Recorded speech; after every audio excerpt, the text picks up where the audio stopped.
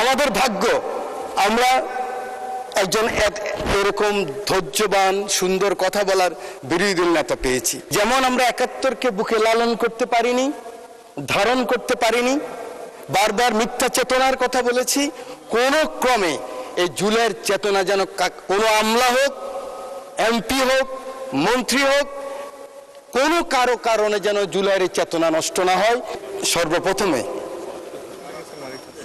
আপনাকে জানাতে চাই, হাউসকেও জানাতে চাই, সারা বাংলাদেশের 18 কোটি মানুষকে জানাতে চাই, আমাদের ৭১, আমাদের ৯০ এবং আমাদের রক্ত ভেজা এই সেদিন ঘাসের মধ্যে এখনো লেগে আছে জুলাই বিপ্লব।